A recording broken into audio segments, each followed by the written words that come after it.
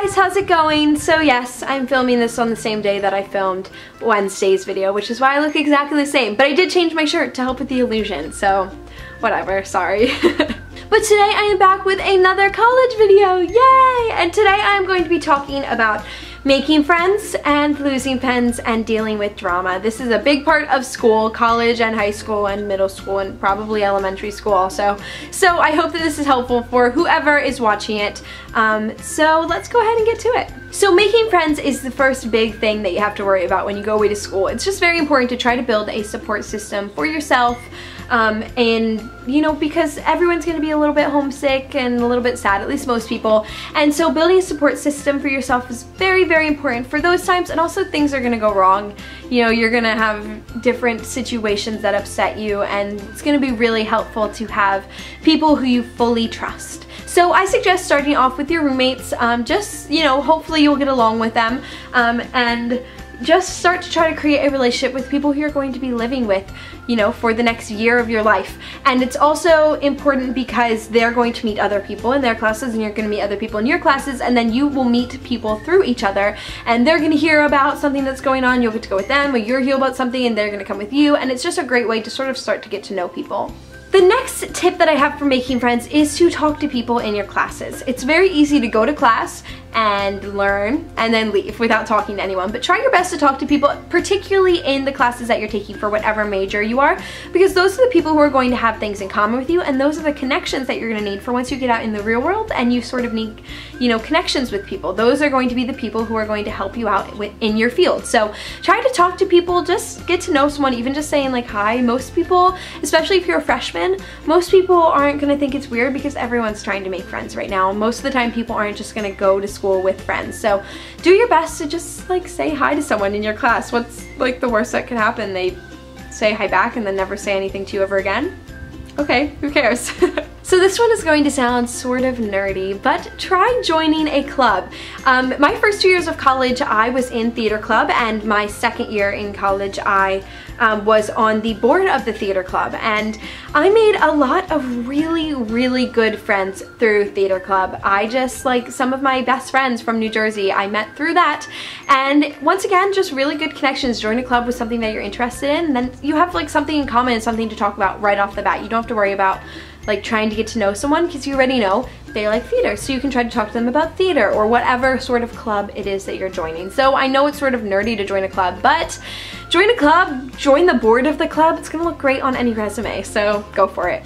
Next, I'm going to say to talk to people who you normally wouldn't talk to. Like, I think we're all very prone to look at someone and judge just by the way that they look or the sort of way that they're acting.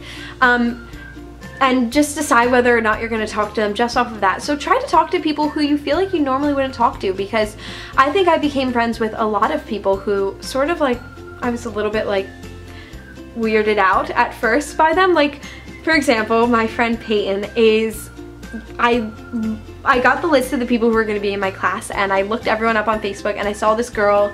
She was tan and a cheerleader, had like big southern hair and like all sorts of stuff. It was like, I was like, oh my god, she had sparkles all over everything. I was like, this girl is gonna be so annoying, and now she's like my best friend. So just try talking to people who you normally wouldn't talk to. You know, she turned out to be the nicest, most genuine person that I've probably ever met in my whole entire life. So, you know, put yourself out there, and if you see someone, don't just judge them by your first impression. Get to know them first, and you might not even like them, but at least you tried. And that leads me to my last point when it comes to making friends. Actually try. So many people like to sit back and hope that people are going to come to them, but it's just not going to work like that. You have to put yourself out there if you want to try to make friends and meet people. And you know what? It's worth it in the end. I like almost always end up approaching people first, and like I've made awesome friends that way, so who really cares? Like, just put yourself out there, and if you actually try, you're going to end up with friends. Okay, now I'm going to sort of talk about the sore topic of losing friends. This is something that's going to happen in college. My first person who I thought was going to be like my best friend at school turned out not to be. We're not even really friends anymore. Like, we might wave to each other if we saw each other at school, but you know what? It just, you know, things happen, we drifted apart, I made other friends, she made other friends, and it just didn't work out that way. So sometimes the people who you first meet aren't going to turn out to be the people who you're going to make lifelong friendships with, you know, so try not to stress out too much about it. It's gonna happen. It's just like sort of one of those things. Also, another thing that will probably happen is you're probably going to lose some friends from home. It's really hard to keep up with people when you're living so far away from them. Like, you know, I'm very busy whenever I'm in LA. I have lots of stuff to do with school or with people there or whatever I'm up to. So it's hard to like consciously remember that I have to text someone and maintain a friendship at home. Those friends who are like your really true friends, you're gonna keep up with, you're gonna check in with them every once in a while, and when you're back together, it's gonna be like no time has passed at all. I have a handful of friends who I cannot see for a year, and then we'll get back together and it's like we were never ever apart. And those are the friendships that you know are really true. So the people who you do keep up with from home, those are gonna be, you're gonna know right away pretty much who were your true friends and who were people who you just probably won't be friends with for your entire life. Like people from home who you thought this would be my lifelong friend, they might not be, and it's just, it's part of growing up. When you go to different places, living in LA and living in New York is totally different, or anywhere.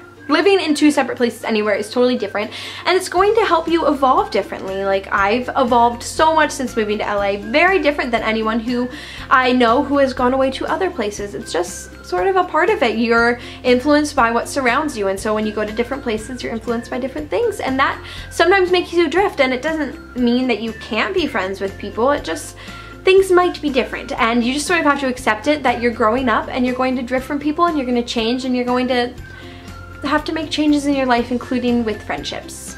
I think the most important thing is just to try to see and understand why things are happening.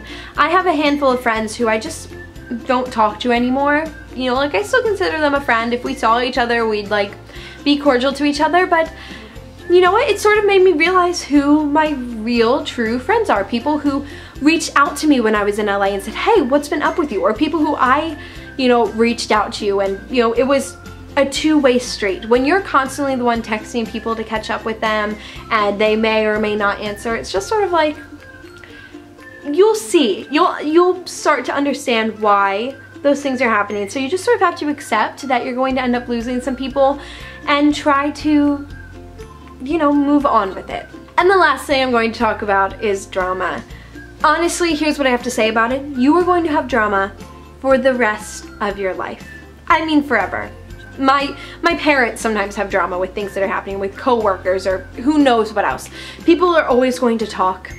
People are always going to blow situations out of proportion. I mean, these things happen and they're going to happen for the rest of your life. So stop wasting time trying to avoid it. If you spend your entire life trying to avoid drama, you're never going to get super close to anyone. You're never going to find out who your true friends are because you're never going to know if someone is talking about you, or if, you know, you're just never going to know. So stop trying to avoid drama and just accept it as it comes, deal with it, and move on. Like, you just sort of have to, you just have to deal. I know it sucks. Trust me, I hate drama. I hate it so much, but it's just a part of life. Unfortunately, it's just something that everyone has to deal with. I had a fairly drama-free year at school, but you know, I still did have some drama, and it's a part of life. So stop wasting time trying to avoid drama. Just live your life the best that you can, and when drama comes up, deal with it and move on from it. Don't like let it boil inside of you and take over an entire week or 2 weeks or month or even year of your life. Don't let it waste all of your time. Don't let boys or girls or whoever waste any of your time. Like spending, you know, months and months sulking over a guy or something like that, or a girl, whatever. It's just not worth it. So just try to take it as it comes. Once again, accept and understand why it's happening, and then move on. And the biggest thing I have to say, which is something that I am still totally trying to get the hang of, is don't trust everyone. I know it's so, I'm a very trusting person. I'm the kind of person who goes into a relationship or friendship and wants to tell them everything about myself, and I want them, I'm like a puppy dog. I'm like wide-eyed and I'm like, love me, love me, love me, and I do anything I can to get everyone to love me. And you know what, it's gotten me into some trouble before because I trust people way too easily. So I don't want to tell you not to trust people, because that's no way to live your life either, like totally jaded. But be careful of who you trust, because not everyone is gonna have the best intentions. And that is it for this college series video. I hope that you enjoyed it. I am loving this series so much. I love filming it. I think it's so much fun. So if you have any requests for what the next college video should be, please leave them down below. I hope that you found these tips helpful. If you have any tips for making friends or dealing with losing friends or dealing with drama, please leave them down below, because I need your help and everyone else needs your help too. Thank you guys so much for watching, and I'll see you next time. Bye!